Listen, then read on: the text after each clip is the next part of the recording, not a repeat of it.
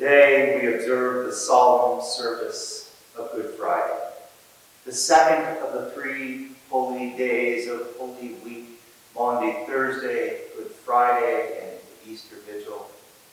These 3 days have been called the Great Mystery because something happens when we enter into these days in worship and prayer, something all out of proportion with our usual experience, something all out of proportion with the prayers and readings that make up these services.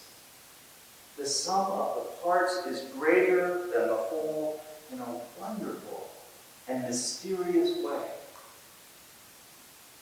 These 3 services on these 3 days give us access to God in a powerful, life-changing way. Jesus came, announcing that the kingdom of God has come near. And then he spent his whole life and ministry to show us how to live in this kingdom. Jesus gave his life for us so that we might know the presence of God in real, meaningful, and powerful ways here and now, in the reality and struggle of our lives. These 3 days capture the heart of what Jesus offers for us. The observance of Maundy Thursday, Good Friday, and the Easter Vigil concentrate and distill that great mystery in a way that weaves it into our heart and our awareness and reveals the sacred to us here and now, in each moment. We started with Maundy Thursday.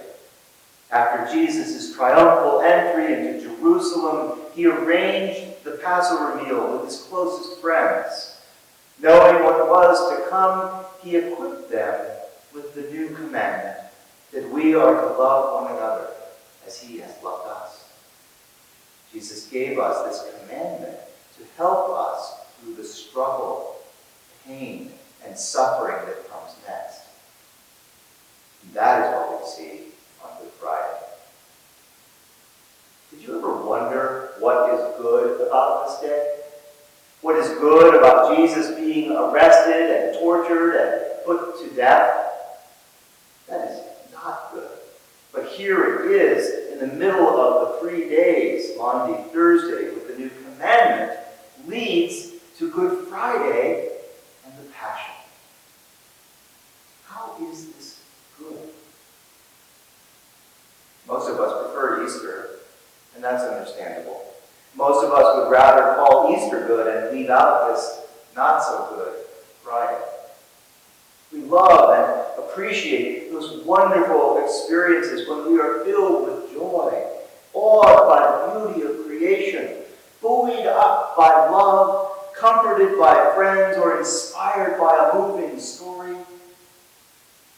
We would love to stay with Easter and resurrection and feasting. If we could, we would skip the suffering, shame, grief, pain, loss, and forsakenness in life. If only. If only we could. We seem to be most able to see God when life is good, and yet we most need and desire God when we find ourselves in darkness. Jesus came to give us access to God in a new way. We need God. We need the assurance of God's presence in both good times and in bad. What good would it be to us if we could only know the presence of God, the love and healing of God, the beauty of the sacred when we were happy and life is good? What good would this new way of life be for us if we could only see Christ in others when we're happy and safe and contented? We know all too well that we need God most in the darkest times.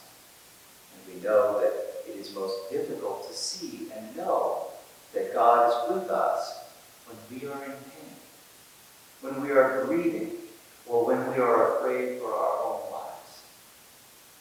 And yet, Jesus went to the cross and showed us that even there, even in the darkest times, even when we feel forsaken, God is with us. Don't know if that makes Good Friday good, but it certainly makes it important. We can give thanks for the good times in our lives when we experience beauty, safety, love, and freedom. But we most desperately need God in the darkest of times.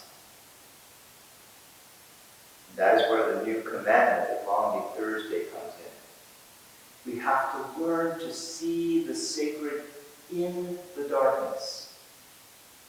We need to learn to have faith when there is no hope. We do that by loving one another as Christ has loved us. On Good Friday, we go with Jesus into the darkness. We see Jesus as he experiences pain, betrayal, and forsakenness on the cross. And we know that this is real. This is the human condition.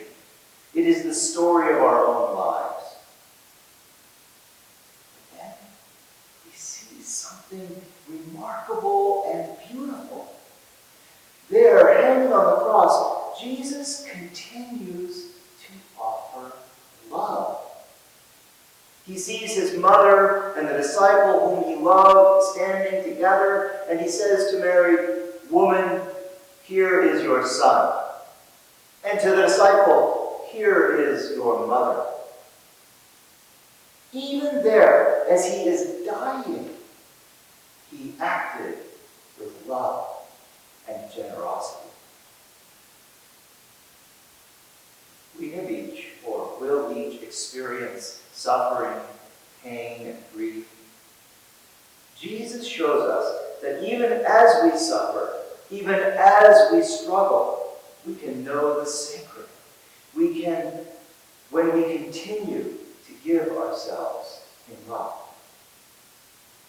We can't do this alone, of course. Sometimes the darkness is just too much. Sometimes when the darkness appears, I need your love. And I will strive when I see you in darkness to bring you love. We do that for one another. We strive to love one another as Jesus has loved us. It doesn't come naturally. We have to learn to see the sacred in others, to love one another even when we are suffering ourselves. We need to practice living the new commandment. And so on Good Friday, we go willingly with Christ to the cross to build up our courage and our capacity to see God, to know the presence of God in ourselves and in others,